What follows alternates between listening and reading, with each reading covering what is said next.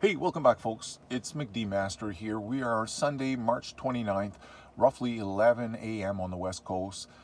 And to be honest with you, I'm making this video. It's probably going to be, several parts to this video. So this is part one. And the reason why is because I seem to have a hard time uploading videos that are longer than 12 minutes. For some reason, 12 minutes is the key point where the upload fails. So this is part one. Probably be a few parts to this video. In fact, I'll be right up front with you. I knew that I would be making this video sometime in the future. I've known this since I think it was around 2009, where I'm like, okay, you know what, at some point I'm gonna have to tell them what I believe is happening. And then we had the Fukushima triple nuclear meltdown in 2011, and that just reminded me I'm gonna be making this video at some point. And to be honest with you, I never thought I'd be making it at this point in my life. I thought I'd be in my 80s, or hopefully make it to my 90s. I'd be making it then. But times and things and events are happening a lot faster, and I just got to put the word out here. So in these few part videos, I'm not sure how many it's going to take me to get the whole message out. You'll hear about the billionaire bunkers in this one, the radioactive plumes. I'm going to be talking about my nightmare. I don't have dreams. I don't have nightmares. I only had one. You'll want to hear this one because ever since that happened, that was in 2010, I think, it's never gone away. I've never forgotten that nightmare. You'll want to hear about it. I'll be speaking about it in the end. So whatever, part two video, part three, I'm not quite sure, but I won't get it out in this one. And what else am I going to be talking about? It's actually, this video is a continuation of what I spoke about in that second last video, McD Master Imposter and the Samson option Patagonia with the green bus. I'm not sure if you caught the end of that video, but this is basically a continuation. In that video, I ask you guys to please do your own research on this. Don't necessarily listen to me or follow anyone else's word on things. It's best you do your own legwork and see if you can connect your own dots and find out, does this guy make sense or is he freaking cuckoos? All right, so let's get right into it because like I said, I didn't think I'd be making this video for a long time, so I'm doing it off the cuff here. Nothing's really prepared except for the few pages I've loaded up. Over on Gab, I posted this video here just recently about Colonel Douglas McGregor, where he's telling Americans, he's warning you guys to stock up on food and medicine. There's shortages coming. He's not the only one who's talking about food shortages.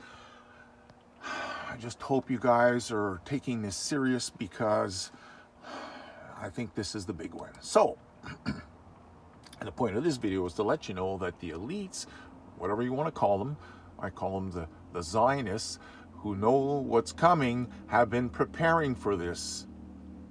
That's why they've built bunkers? Billionaires building bunkers. And they call us the paranoid freaks? Think about it for a second. Are we really that paranoid where they're going out themselves and building bunkers?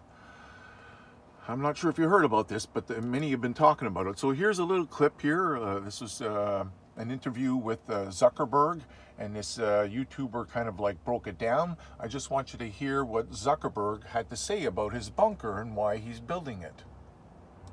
Like her face, she's kind of like, look, I know this is a stupid question, but people are going to be wondering, do you think the apocalypse is going to happen? It's like, wait, no, he did actually probably build it for a reason, right? No, I think that's just like a little shelter under, and it's like a basement. Little shelter. What are you worried about? Downplaying a shelter. He's the total opposite of the guy with the fluorescent retro bunker. No, it's just some stupid little shelter. It's stupid. You don't want to hear about it. In fact, don't even ask about it. Don't ask about it.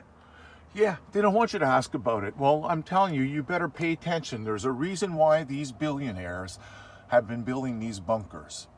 And I'm not telling you to go out there and build your bunker. You do what you want to do. I'm just sharing the information here so you can hopefully connect the dots in my videos, the next few videos. Hopefully in this one here, it'll be enough to draw your attention like, okay, let's go see if McD Master is he on to something here? What the hell, man?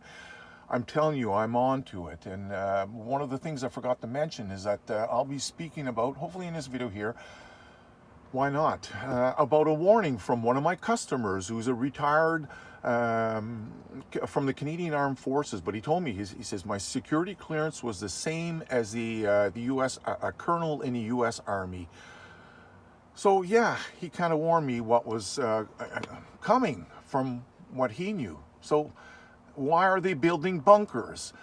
Well, I believe it's the radiation that's going to hit us. And if you've listened to my previous videos, I told you guys, I believe I mentioned it once or twice, how during the Fukushima triple nuclear meltdown in 2011, I was that geeky guy here who lived on the West Coast, who bought these 2 high-end Geiger counters, went running around back and forth across North America, here in Canada specifically, driving back and forth, doing radiation readings for an entire, what was it, about 3.5 months.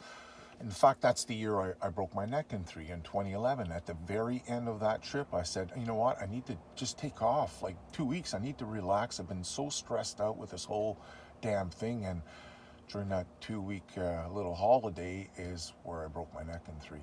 Anyways, long story short, is my point of this is to let you know is I've been on this whole radiation spread and how it goes around the earth and yada yada since 2011. And if you're asking, did you find any radiation fallout? You're damn right.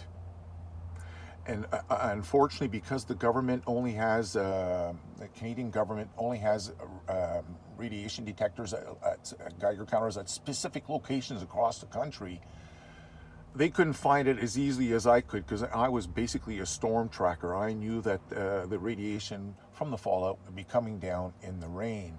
So I watched the weather as I traveled back and forth across Canada, and every time it would piss and pour on my windshield, wipe it down, check the rag to see if I got any radiation. And back then I found super high radiation from the I think it was 2 days into the trip, I was in Lake Louise, unbelievable high radiations.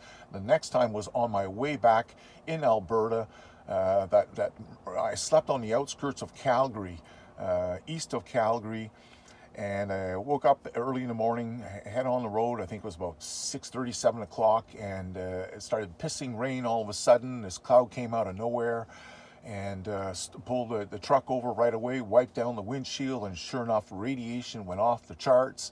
And I had, because I don't have anyone out there to back me up on, who am I? Some guy on YouTube. You don't even get to see my face. All you got to see is my calibrating my Geiger counters and then doing testing. But what happened is about a month later, when I was back here on Vancouver Island, it was the Health Canada who had released that they had found radiation fallout in Calgary the same damn day I was there, where I found it in the morning. So yes, this does spread. I'm already up to 8 minutes and 15 seconds. I'm going to end this video here so I can continue on with the rest of this. I really hope you pay attention. As you've seen, I don't have any videos. I don't make any money off my YouTubes. I'm doing this to help you guys. I really hope you share this information. I'll see you in the next video here.